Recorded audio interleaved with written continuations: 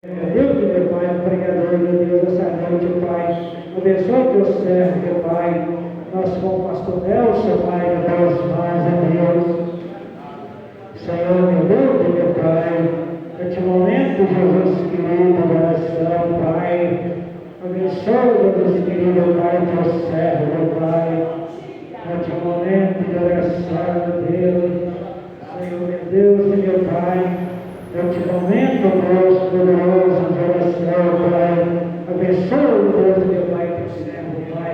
Nós pedimos te agradecemos, para a glória do Pai, do Filho e do Espírito Santo de Deus.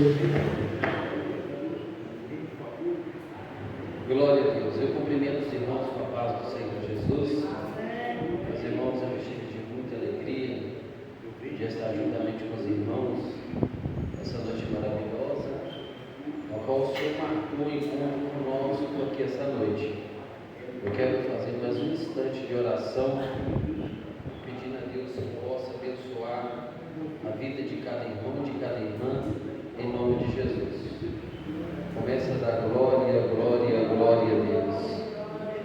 Pai querido, Pai maravilhoso, Pai amado, neste momento, ó Deus glorioso de oração, eu entro, Pai querido, na Tua presença, Senhor, para Te pedir perdão pelos meus pecados, pelas minhas falhas, seja em palavra, meu Pai, obra ou pensamento, meu Deus, que o Senhor venha abençoar cada irmão, cada irmã que essa noite, essa pessoa que vem em busca de uma vitória, meu Deus, essa pessoa que vem em busca de uma bênção, ó Espírito Santo de Deus, confirma, Senhor, a vitória, confirma a bênção no nosso meio, joga por terra todo impedimento, ó Pai, e garante a Tua vitória, dando força para as obreiras, para os obreiros, Senhor, dá força para nós aqui essa noite, meu Deus, também para os membros, que o Senhor venha dar graça, meu Pai, diante da Tua palavra, que o Senhor venha abençoar, meu Pai, a igreja do Amarante, o bairro Amarante, meu Deus, os bairros circunvizinhos, meu Deus amado, confirma a vitória, ó Pai, eu te peço e te agradeço, em nome de Jesus Cristo Nazareno, glória a Deus. Assentando, pode glorificar o Senhor com palmas e glória a Deus. Aleluia, Jesus. Não pode ser triste o coração que ama Cristo. Não pode ser triste o coração que ama Deus. Não pode ser triste o coração que ama Cristo. Não pode ser triste o coração que ama Deus. Por isso eu canto, glória, aleluia. Não pode ser triste o coração que ama Deus. Por isso eu canto, glória, aleluia. Não pode ser triste o coração que ama Deus. Não pode ser triste o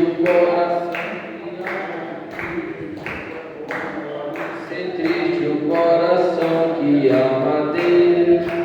Não pode ser triste o coração que ama Cristo.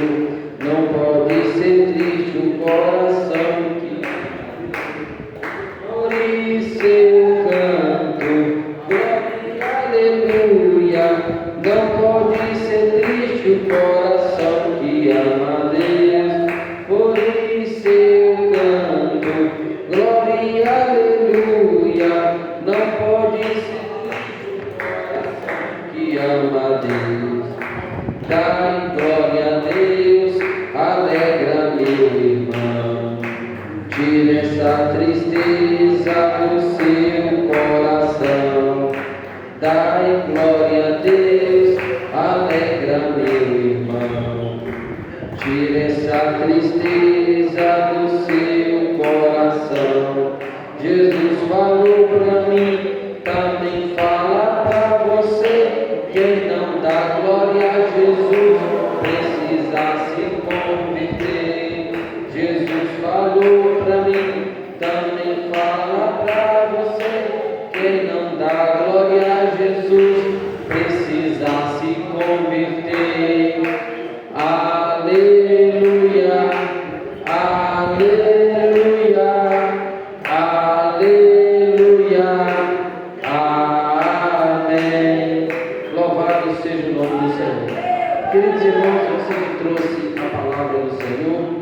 Abrem comigo no livro de Apocalipse, capítulo 1, capítulo 2, e versículo 1. Vamos ler sobre a igreja que estava situada na cidade de Éfeso. Glória a Deus. Vai ser 7 quinta-feira. Cada quinta-feira nós vamos tratar de cada igreja que se encontrava na Ásia Menor. Glória a Deus. Glória a Deus. Quem encontrou, dá glória a Deus. Glória a Deus. Escreve ao anjo da igreja que está em Éfeso. Isso diz aquele que tem na sua mão, na sua destra, 7 estrelas, e que anda no meio dos 7 castiçais de ouro. Eu sei as tuas obras, e o teu trabalho, e a tua paciência, e que não podes sofrer os maus, e puseste à prova os que dizem-se apóstolo, e o não são, e tu achaste mentiroso. E sofreste impaciência, e trabalhaste pelo meu nome, e não te cansaste. Tenho, porém, contra ti, que deixaste o teu primeiro amor. Lembra-te, pois de onde caíste, arrepende-te, e pratica as primeiras obras. Quando não, brevemente a ti verei, e tirarei do teu lugar o teu castiçal, que se não te arrependeres. Tens, porém, isto, que aborreste as obras dos nicolaítas, a quais eu também aborreço. Quem tens ouvido, ouça o que o Espírito diz às igrejas. Ao que vencer, dar-lhe-ei de comer da árvore da vida, que está no meio do paraíso de Deus. Assentando, desocupa as mãos e glorifica o Rei da Glória com bastante palma e glória a Deus.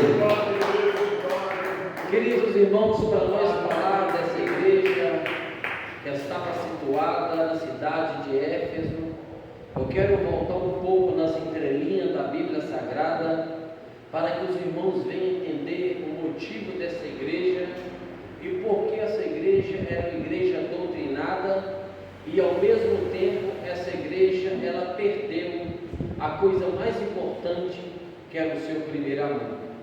A Bíblia vai dizer, meus irmãos, que quando Jesus Cristo estava aqui na terra, Jesus Cristo chama os seus discípulos em particular, e Jesus fala com eles que ia para o céu, que ia morrer, que ia ressuscitar e que ia ser assunto aos céus. Os discípulos no começo não entendiam muito bem o que Jesus estava dizendo, portanto que eles ficou preocupado, eles ficou amedrontado com medo. Jesus, olhando com aquele olhar de compaixão para os discípulos, Jesus falou com ele: não se turbe o vosso coração, credes em Deus, credes também em mim. Na casa de meu pai há muita morada. Se não fosse assim, eu não teria dito: vou preparar um lugar, para onde eu estiver, que estejais vós também. Jesus, ele fez essa promessa, e nós sabemos que a promessa do Senhor ela é verdadeira, justa e fiel. Talvez um homem pode prometer algo para você, talvez o seu esposo, a sua esposa, talvez o seu patrão, e às vezes ele não consegue cumprir, mas Jesus, ele cumpre todas as palavras que saem da boca dele. É tanto que a Bíblia vai dizer que a palavra dele não volta vazia. A Bíblia vai dizer, queridos irmãos, que agora Jesus Cristo, ele morre, ele é assunto aos céus, e os discípulos ficou 10 dias no cenáculo orando, para que o Espírito Santo descesse. A promessa do Espírito Santo que Jesus falou com ele, que viria outro, do mesmo modo que ia consolar eles, que era o Espírito Santo, que ficaria com ele todos os dias até a consumação do século.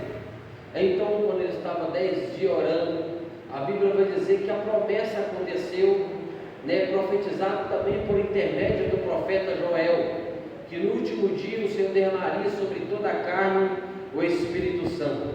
Essa promessa, meus irmãos, ela se diz respeito nos dias do grande avivamento dentro do templo, e ela também é no futuro, que derramaria sobre toda a carne o Espírito Santo. Isso no futuro, meus irmãos, vai falar também do reinado milenar de Cristo, ao qual, meus irmãos, a nova Jerusalém vai descer e todos vai ser cheios do Espírito Santo, ao qual o profeta Isaías vai dizer que o boi vai andar com o jumento, né? O boi vai andar com o leão, a serpente vai andar com a criança, ninguém vai fazer dano um nem outro. Por quê? Porque vai estar em paz, vai ter só o governo de Jesus Cristo sobre a terra. E quando a gente olha, meus irmãos, a gente vai ver que os discípulos ficaram no lugar aonde Jesus mandou, pregando a palavra, indo de lugar, de aldeia em aldeia, mas o Evangelho tinha que ser levado para fora de Israel, porque o Evangelho estava ainda só dentro de Israel e nas regiões circunvizinhas. O Evangelho tinha que ser expandido para fora. E a Bíblia vai dizer que um homem chamado Saulo, que perseguia a igreja do Senhor, que colocava no caminho, pegava carta em Damasco com o sacerdote para levar os cristãos presos. A Bíblia vai dizer que ele teve um encontro com Cristo, e quando ele teve um encontro com Cristo, na beira do caminho, a vida dele se tornou outra. Porque assim entendo, meus irmãos, todo homem, toda mulher que tem um encontro com Jesus é porque ele está no caminho, porque Jesus Cristo é o único caminho verdadeiro. Jesus é o caminho, a verdade e a vida. Ninguém vai ao Pai senão por Jesus. Então, meus irmãos, a Bíblia vai dizer que todos os apóstolos foram martirizados na época do imperador Nero.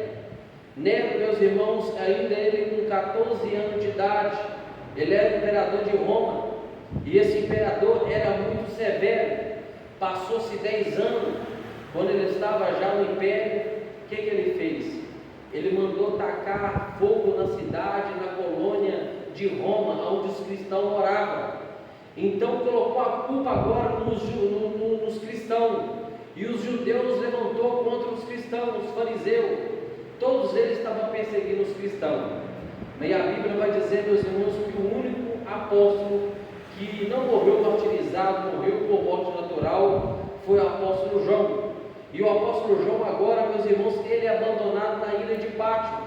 Depois, meus irmãos, do imperador Nero, veio o imperador Domiciano. E esse imperador queria que João dobrasse o joelho e confessasse que ele era Deus. João não fez isso. O que a história vai dizer? A história vai dizer que o imperador Domiciano, ele esquentou a banheira de azeite fervendo, de azeite quente, mandou jogar João lá dentro, e João entrou dentro daquela banheira e saiu normal, como se estivesse entrando dentro de uma piscina, não fez dano nenhum a ele. Então o imperador Domiciano pensou consigo: isso não é se não for a mão de Deus.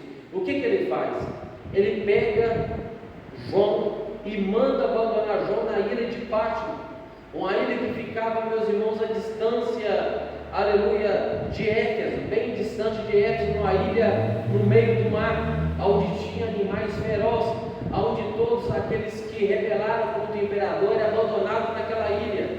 Imagina João agora, abandonado naquela ilha, pensando consigo: meus amigos que levantou juntamente comigo, que o mestre escolheu, todos foram martirizados, e está eu somente aqui nessa ilha para me mal matar, para que eu seja devorado. O imperador me colocou aqui. Imagina ele falando isso, não que a Bíblia diz. Então a Bíblia vai dizer que ele estava, meus irmãos, na ilha de Pátio. Na hora que ele olha para trás, né, ele escuta uma voz que falava com ele, uma voz com uma voz de muitas águas, uma voz com uma voz de trombeta. Entendendo eu, entendendo você, que a voz do Senhor não é voz fina, a voz do Senhor é voz grossa. A voz do Senhor, meus irmãos, faz o inferno derreter. A Bíblia vai dizer que a voz do Senhor até o deserto treme, porque a voz do Senhor, ela é suprema, ela é poderosa. Quando Deus fala, meus irmãos, todas as vozes têm que calar. Então João, ele olha para ver quem falava com ele. João, quando ele olha para trás, ele vê Jesus Cristo ressurreto. Ele vê Jesus Cristo, meus irmãos, glorificado. Ele vê que Jesus Cristo, meus irmãos, tinha um cabelo branco como a lã, como a neve. Ele vê que os seus olhos eram como chama de fogo, né? Como a Bíblia vai dizer que todas as coisas estão nuas e patentes aos olhos daquele que um dia deveremos prestar conta. Ele olha, meus irmãos, no seu rosto, era como o sol na sua força. É a mesma coisa se você deitasse, né, e acordasse, o sol estivesse queimando, rachando, o sol muito quente, e o seu quarto todo escuro. Quando você abrir a cortina, você tentar olhar para o sol, você não consegue. Se você tentar olhar, a sua vista é perigosa até queimar, de tão forte que o sol é. Assim também João, ele contemplou aquela beleza ali na ilha de Pátimo. Quando ele vai olhando mais, ele vai ver que na boca daquele ser resplandecente saiu uma espada afiada de 2 gumes. Essa espada, meus irmãos, é o Novo e o Velho Testamento, porque a Bíblia vai dizer, aleluia, que a palavra do Senhor é espada de 2 gumes. Ela é mais afiada do que qualquer espada, que penetra a divisão da alma do espírito, juntas e medula, apta para discernir os pensamentos e a intenção do coração. A palavra do Senhor. João, ele vai olhando mais. João, quando ele vai ver que no cinturão de Jesus tinha um ouro, né? Um cinturão de ouro. Ouro fala, meus irmãos, de sinceridade, porque Jesus jamais vai carregar bijuteria. Jesus, meus irmãos, vai carregar ouro, porque ouro fala de sinceridade. Ouro fala, meus irmãos, de realeza. E ele vai ver que Jesus Cristo estava com as vestes compridas, de linho resplandecente.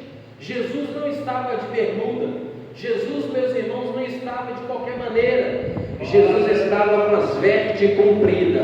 Entendendo você, que o crente, meus irmãos, que fica de tanguinha, o crente que fica de bermuda, ele não vai subir para o céu, porque o nosso corpo é o templo do Espírito Santo de Deus. E João vai ver isso tudo. E João, meus irmãos, a Bíblia vai dizer que ele não aguenta, ele cai, como se tivesse sido morto. Então a Bíblia vai dizer que Jesus, ressurreto, ele coloca a mão direita no ombro de João e fala: João, eu mesmo, eu estava morto, mas eu estou vivo pelos séculos dos séculos. Eu tenho a chave, irmão, João, a chave da morte e do inferno. A porta que eu abro, ninguém pode fechar, e a porta que eu fecho, ninguém pode abrir.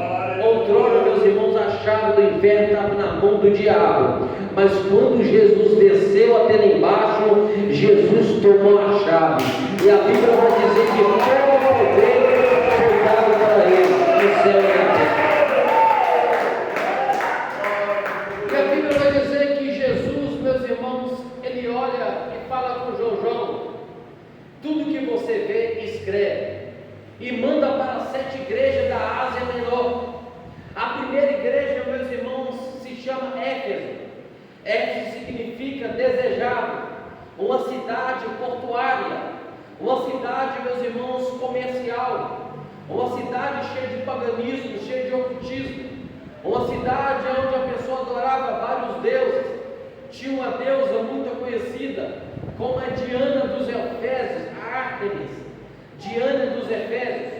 Então, meus irmãos, a Bíblia vai dizer, aleluia, que Jesus manda João mandar essa carta para a igreja de Éfeso. E se você for olhar sobre essa igreja que estava situada em Éfeso, você vai começar a entender a partir de Atos dos Apóstolos, capítulo 17, 18 e 20 em diante. Você vai ver que na segunda e na terceira viagem de apóstolo Paulo chega na cidade de Éfeso. Ele fica 3 anos lá, discipulando as pessoas que estavam lá. Tinha uma pessoa lá que pregava, mas ele pregava eloquentemente, mas ele pregava só o batismo de João Batista. E como é que era o nome dele? O nome dele era Paulo.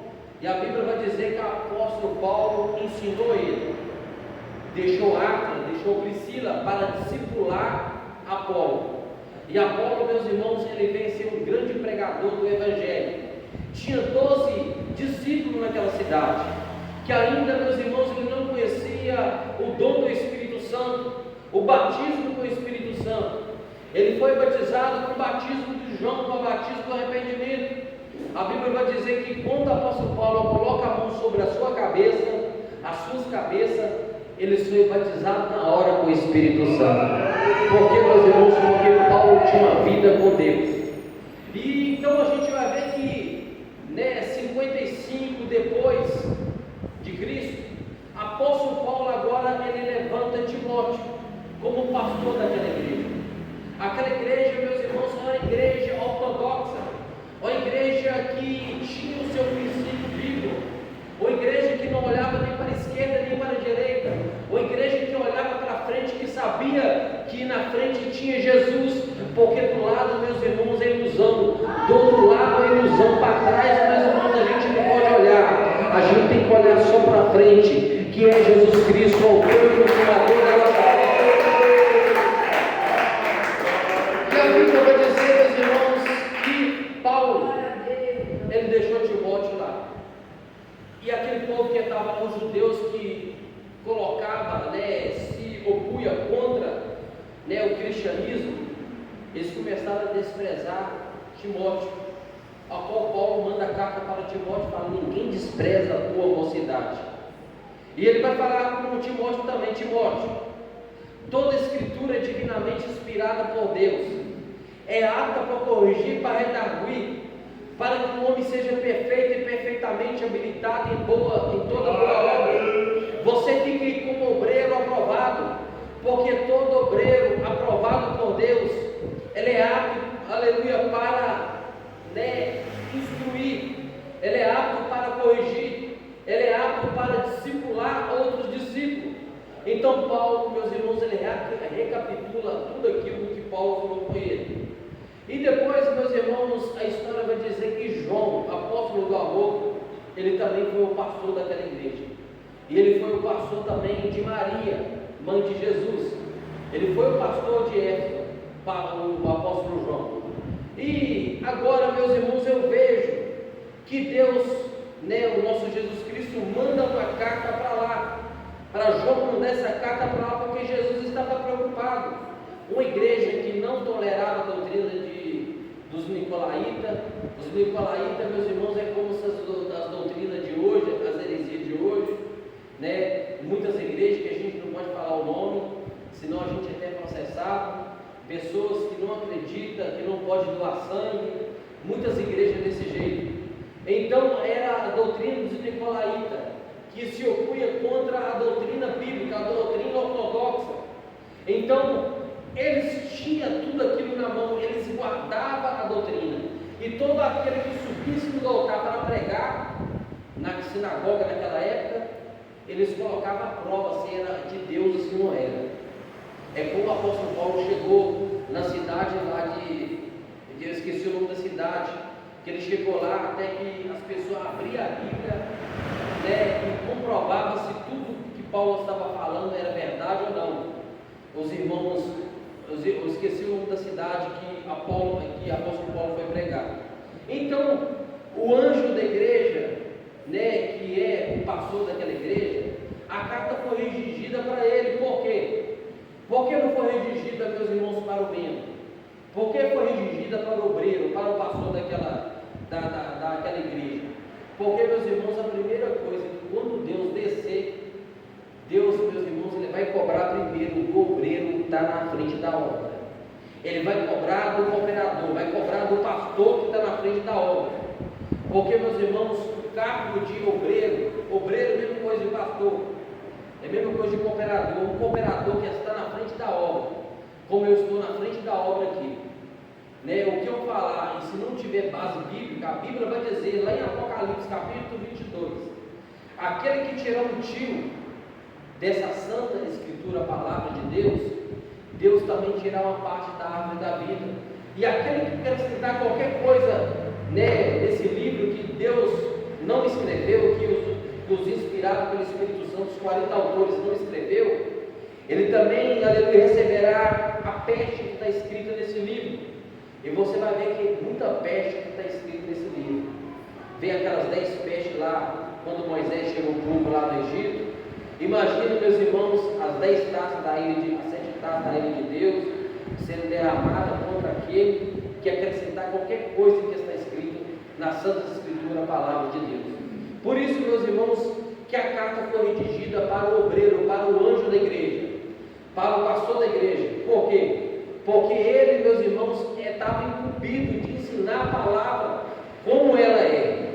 Porque tem pessoas que pegam a palavra do Senhor e começam a acrescentar coisa dele mesmo. A palavra, meus irmãos, não pode ser adulterada. A palavra do Senhor é pura, verdadeira, justa e fiel. Eu vejo aqui, meus irmãos, uma igreja divorciada. Eu vejo a igreja, meus irmãos, que perdeu o primeiro amor. Observe que Jesus elogia essa cidade, essa igreja que estava nessa cidade. Mas Jesus vai dizer: tenho, porém, contra ti que deixaste o teu primeiro amor. Qual é o primeiro amor? O primeiro amor, meus irmãos, é a alegria do Espírito Santo. Porque aquela igreja, meus irmãos, ela tinha doutrina, aquela igreja orava, aquela igreja tinha tudo, mas ela tinha perdido a alegria da salvação. Quando a pessoa perde a alegria da salvação, ela perde tudo. O que Davi, meus irmãos, falou no Salmo 51, versículo 12? Quem tem a Bíblia, abre aí. O que Davi falou? Quando Davi peca, a Bíblia vai dizer, meus irmãos, que Davi humilhou. Por isso que Davi era um homem segundo o coração de Deus. Deus não espera que você não peque, né? Deus espera que você se arrependa do seu pecado. Isso que Ele quer de você. Por isso que o versículo, meus irmãos, mais para frente vai dizer: arrependa